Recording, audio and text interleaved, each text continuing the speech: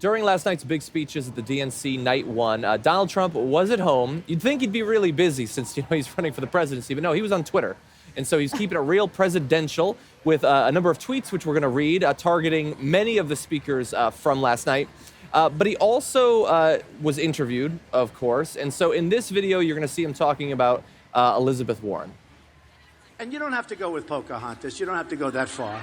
Who, by the way, who hasn't done anything. She's the worst. She is the worst senator in the U.S. Senate. You know, she's got a fresh mouth. Other than that, she's got nothing going. Again, it's Trump, so it's not news for a week or a major gaffe that disrupts the campaign. But how do you say that it's about racist. a senator? How do you say that about anybody publicly? Yeah. and get a laugh? But conservatives get away with that all the time. They get away with that kind of racism but all the people running time. for president don't get away with that overt racism all the time. Conservatives, yeah. I mean, they do. I'm saying overt. You know, in subtle ways, policy can be racist. Remember the macaca line? Yeah, exactly. And he didn't get away with it. No. He lost the race.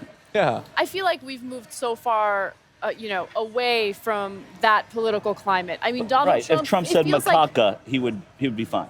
He'd be fine. It seems totally. like he's untouchable. It'd be the least offensive thing he said in a month. That's exactly It's right. amazing. But actually, the Pocahontas comment was bad enough.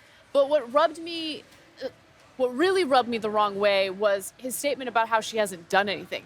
Elizabeth Warren hasn't done anything? What have you done? You've inherited some money, okay? You've gone bankrupt 6 times. What have you done? You can't, you have the vocabulary of a 4th grader. You want to talk to me about how Elizabeth Warren hasn't accomplished anything in her life? Well, to be fair, Elizabeth Warren hasn't run a bunch of companies into the ground. And she's only a Harvard law professor, so you know she's a dummy. All right, so I love how you guys are offended at the Pocahontas, which is true.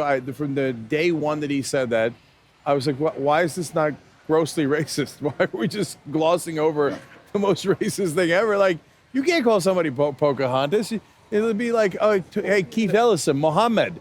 Yeah. You know, right? Hey, look at Christopher Columbus over here. Okay. I mean, it goes on and on. It's super obvious. And then you're mad at citing a record. How about she's got a fresh mouth on her? I know. That to me is the worst part of that whole thing, which is unbelievably sexist, let alone hypocritical. You know who's got a fresh mouth on him? Yeah. Donald Trump. Yeah. That's who's got a fresh mouth on him. But that's not who you say it about. You say it about women. Yep. You almost or never like a say 10-year-old boy. That's right. You almost never say about a grown man, No. he's got a fresh mouth on him. Right. You say it about kids, or you say it, or in the old days, they would say it about women. Now, these days, almost no one says that about women because we stopped being sexist overall. You know, generally speaking, we got a lot better with that stuff. Yeah. Except Donald Trump. And this, I don't think that he did this by accident. I think he now gets it.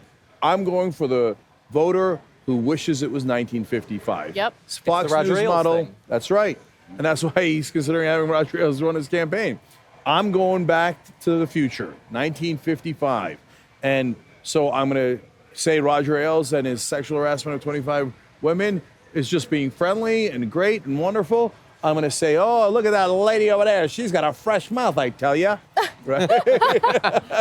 And I'm going to be overtly racist and call people who have any kind of Native American ancestry Pocahontas. Yeah, that's what I'm going to do. Yeah. And I'm going to try to get a record-breaking number of angry white males to vote for me. Yeah. That's the strategy. Right now, he's leading in the polls. That's kind of... So it's more disturbing what we find out about us than what we find out about Donald Trump.